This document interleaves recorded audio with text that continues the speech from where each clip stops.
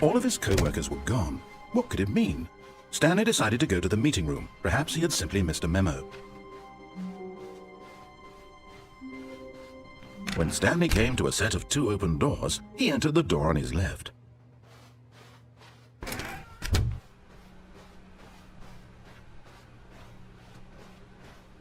Yet there was not a single person here either. Feeling a wave of disbelief, Stanley decided to go up to his boss's office. Stanley stepped into the broom closet, but there was nothing here, so he turned around and got back on track.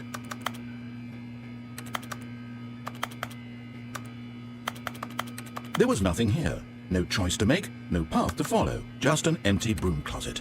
No reason to still be here.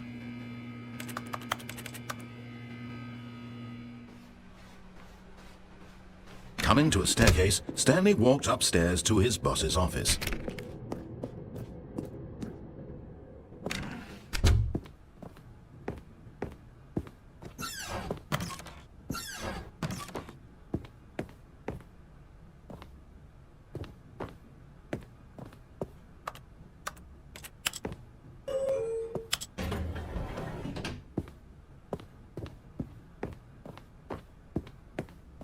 Stepping into his manager's office, Stanley was once again stunned to discover not an indication of any human life.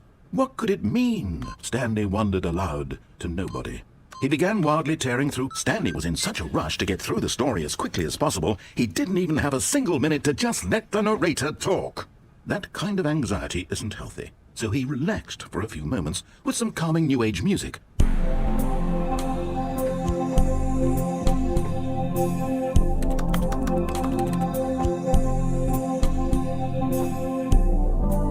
Feeling soothed and rejuvenated, Stanley calmly walked forward into the opened passageway.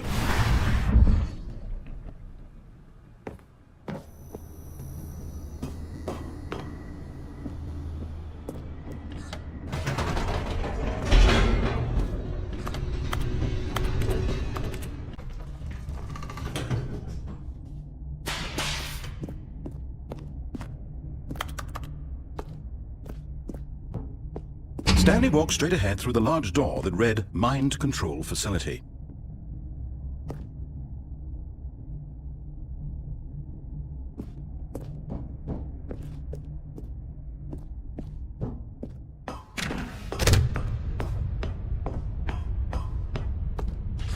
The lights rose on an enormous room packed with television screens. What horrible secret did this place hold? Stanley thought to himself. Did he have the strength to find out?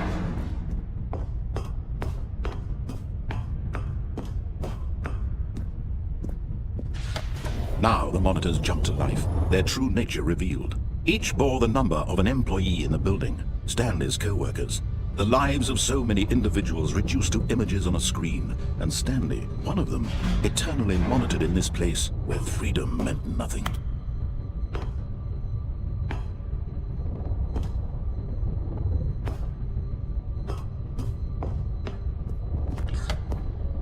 This mind control facility, it was too horrible to believe. It couldn't be true. Had Stanley really been under someone's control all this time?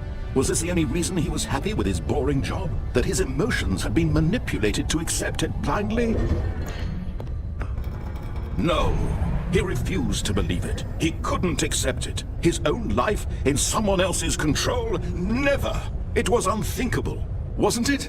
Was it even possible? Had he truly spent his entire life utterly blind to the world?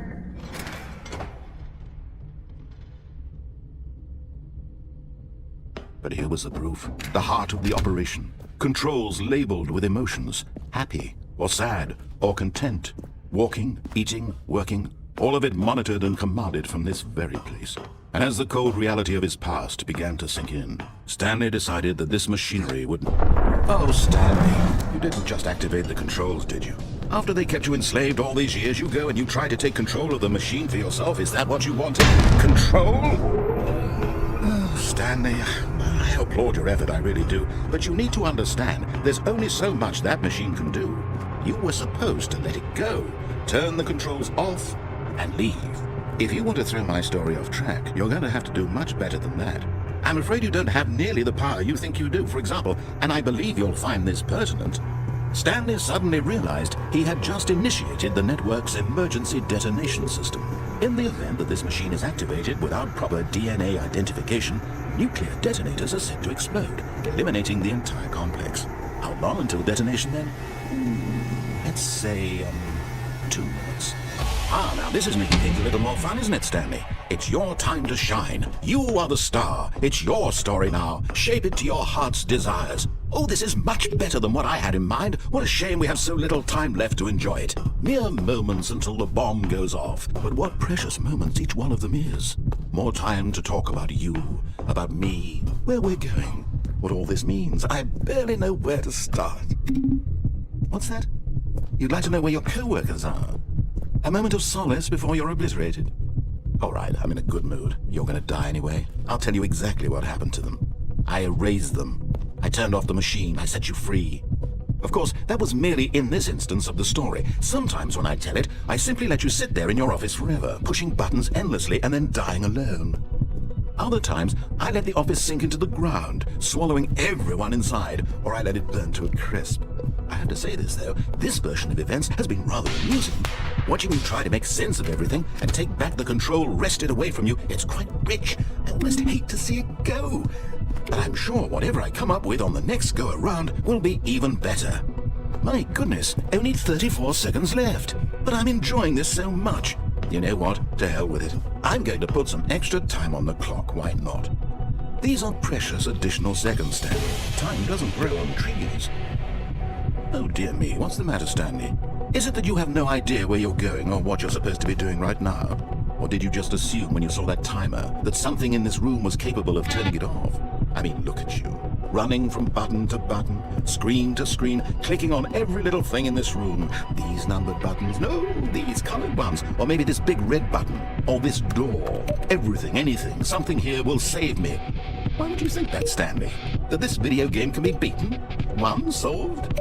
Do you have any idea what your purpose in this place is? Stanley, you're in for quite a disappointment. But here's a spoiler for you. That timer isn't a catalyst to keep the action moving along. It's just seconds ticking away to your death. You're only still playing instead of watching a cutscene because I want to watch you for every moment that you're powerless. To see you made humble. This is not a challenge, it's a tragedy. You wanted to control this world, that's fine. But I'm going to destroy it first, so you can't. Take a look at the clock, Stanley. That's 30 seconds you have left to struggle. 30 seconds until a big boom and then nothing. No ending here, just you being blown to pieces. Will you cling desperately to your frail life, or will you let it go peacefully? Another choice. Make it count, or don't. It's all the same to me, all a part of the joke. And believe me, I will be laughing at every second of your inevitable life from the moment we fade in until the moment I say happily ever after.